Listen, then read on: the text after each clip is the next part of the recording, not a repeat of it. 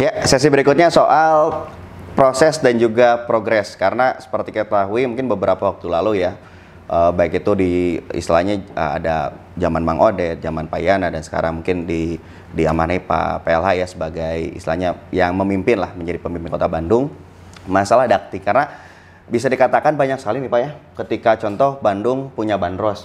Yeah. Banyak yang berpikir Bandung teh kan rada pabelit Pak, si istilahnya mah kabel-kabelnya, bahkan juga ya power line kabel yang sebagainya. Nah, banyak juga apresiasi sekarang, banyak yang melihat kalau di Jalan Riau ya Pak ya, di Riau sudah terlihat progresnya. Seperti apa mungkin Pak informasi lengkapnya? Ya, jadi gini, sebetulnya yang akan dijadikan piloting kita ini adalah di 13 ruas jalan ya. Cuma ternyata mengerjakan satu ruas jalan saja tidak mudah. Kalau saya boleh tidak dianggap berlebih, ada semacam success story ya. Seperti yang di trase Simpang Dago sampai ke Simpang Dago Jalan Riau yang di depan Rumah Sakit Sariningsih. Itu pun kan hampir 1 tahun. Kita menurunkan kabel karena di 13 ruas jalan ini ductingnya sudah ada, manhole-nya sudah ada, ya, tempat untuk memasukkan kabelnya sudah ada.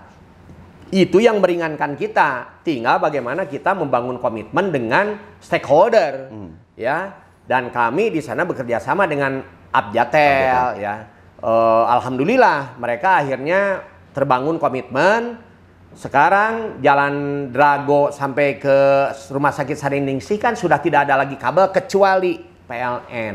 Karena PLN masih cukup berat mereka untuk ikut di sini, ya. Tetapi kalau Telkom kemudian yang lainnya mereka sudah berkomitmen, dan saya titip juga kepada warga masyarakat ya.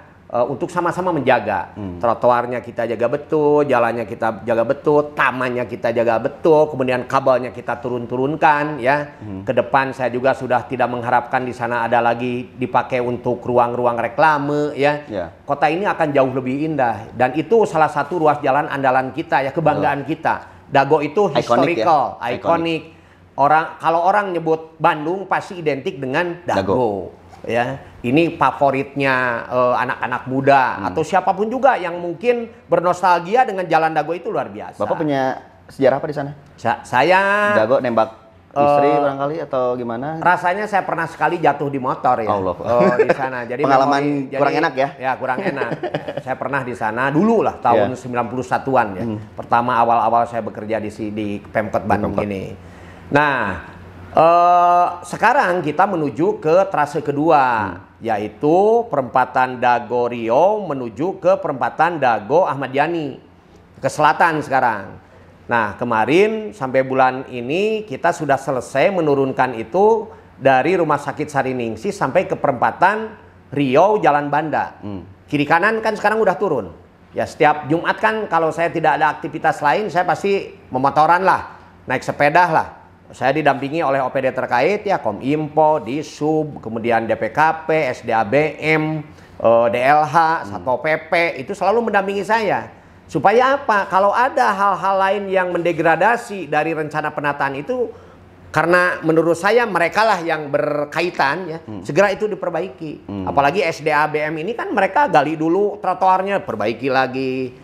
Gali dulu lobangnya, ditutup lagi, rapikan lagi. Jadi ini semua berkolaborasi. Dan coba kita perhatikan sekarang, Jalan Riau walaupun tidak semasif Jalan Dago karena memang luasnya terbatas, ya, lebar trotoarnya terbatas, tapi kan sudah mulai ada taman-taman lagi. Sambil saya pun menghimbau kepada para pelaku usaha di sana, jangan seenaknya trotoar dipakai lahan parkir. Nah, ini juga kan tolong himbau juga. Betul. Karena di izin yang kita keluarkan itu kan tidak mungkin trotoar dijadikan fasilitas tempat parkirnya para pengusaha ini. Nah, saya minta juga mereka ada kesadaran bersama. Membangun kota ini tidak mudah, tetapi akan menjadi ringan apabila semua stakeholder itu punya komitmen yang sama. Coba tunjukkan rasa cinta ke kota ini tidak cukup dengan lip service. Siap, iya, tapi tunjukkan praktek di lapangannya seperti apa. Betul. Gitu kan. Nah, jadi ini yang akan terus kita dorong dan kita targetkan sampai dengan akhir tahun ini mudah-mudahan kabel yang ada di Jalan Riau ya, mulai dari Sariningsih sampai ke perempatan Ahmad Yani itu juga akan sama-sama sudah clear turun, kecuali PLN. PLN ya, apalagi kalau Kita tunggu aja, semoga PLN juga bisa ini ya. Ya, mudah-mudahan karena kemarin rapat teknis sudah kembali dipimpin oleh Kadiskominfo, seizin saya, ya hari Jumat mungkin mereka sudah mulai berprogres lagi dan saya rencana Jumat pagi kembali berkeliling melihat kota ini, ya melihat TPS, melihat progres ducting, dan juga melihat yang lainnya lah, termasuk juga yang sedang kita konsentrasi juga kan ingin penanganan banjir ya. Banjir itu kan ada beberapa titik yang krusial. Betul. Yang di Soekarno-Hatta, Gede Bage Selatan, Citarip. Jalan Rumkit belum selesai-selesai, Kopo, Citarip juga nggak selesai-selesai, kemudian yang di Pasar Lebih Panjang juga nggak selesai-selesai, kemudian yang di Cibaduyut juga belum selesai-selesai ya, kemudian juga kemarin saya melihat ada juga deras air di Jalan Gudang Utara, Jalan Supratman, Dago juga ada potensi meluap, jadi ya itulah fakta ya, tapi nggak apa-apalah kita mudah-mudahan masih diberikan kemampuan ya kita untuk bekerja keras, berkolaborasi dan seiring dengan semakin kuatnya disiplin masyarakat di Kota Bandung, insya Allah kota ini bisa terbangun jauh lebih baik. Betul. Tapi tadi Pak Ema soal banjir ini ada penekanan ya, seperti ada bisa dikatakan ini masalah krusial yang tentunya harapannya semoga di sisa masa bakti Pak Ema kepada ini ya sebagai abdi negara gitu ya, sebagai ASN ini pengen terselesaikan. Tapi faktanya banjir itu disebabkan oleh apa Pak? Yang Bapak temui di lapangan tentunya. Ya kalau saya lebih banyak akibat pertama ya tidak konsistennya rancangan dan pelaksanaan pembangunannya nggak ada. Contoh, kenapa kok dengan jalan selebar ini drainasenya hanya selebar ini? Seuprit gitu ya? Itu satu saya lihat. Saya bukan orang teknis ya. Betul. Saya hanya logika aja. Dari logika aja. Dan saya menemukan di lapangan.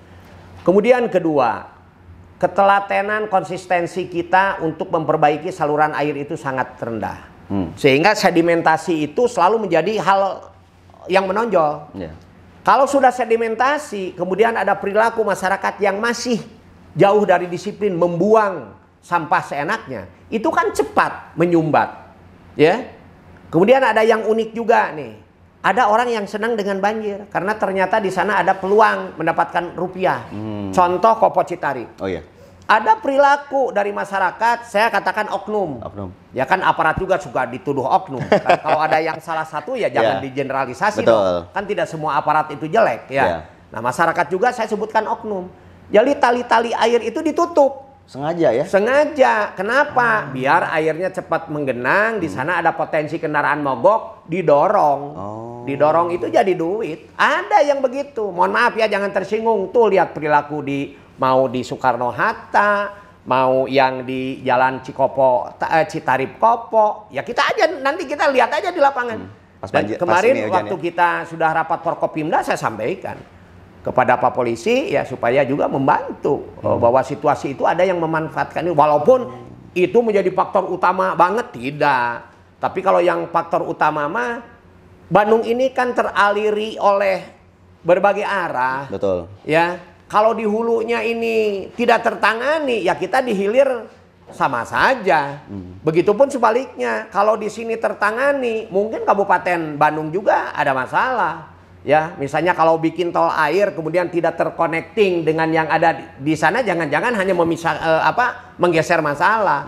Jadi banjir ini kalau ukuran Kota Bandung memang harus terintegrasi. Ya.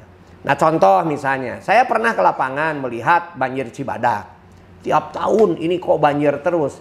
Secara kasat mata, logika sebetulnya mudah. Sifat air itu kan pasti ke bawah. Ya. Nah masyarakat itu adanya di bawah. Begitu air sungai meluap ya pasti kebanjiran. Nah solusinya bagaimana? Saya sudah tawarkan ke masyarakat di sana. Lurahnya waktu itu Lurah Dadan, sekarang juga masih Dadan. Camatnya waktu itu Syukur Sabar yang sekarang sudah jadi Kabag Umum. Ya, saya kasih waktu 1 bulan bermuk dengan masyarakat di sana. Karena waktu itu saya ketemu dengan Pak RW-nya, Pak RT-nya di sana. Ayo bicara dengan wakil Pak Wali Kota ya. Di lapangan ini ada lurah, ada camat. Coba bicarakan. Solusinya bagaimana? Kalau saya, walaupun saya orang sosial ya, yang tidak ngerti masalah arsitektur atau apapun bangunan, saya bukan orang sipil. Menurut saya, cara yang terbaik di sana itu adalah ditinggikan. Dibuat bangunan vertikal maksud saya. Dibuat tower-tower. Sehingga masyarakatnya mau nanti dengan rumah seperti apartemen ini. 1 bulan kemudian Camat Astana Anyar yang masih dipegang oleh Syukur waktu itu datang. Saya pikir kabar gembira. Ternyata jawabannya masyarakat tidak mau. Kekehnya. Susah buat kitanya gitu kan. Dan banjir akan terus berulang karena mereka ada di bawah. Ya kalau mereka sekarang ke atas kan caranya bagaimana?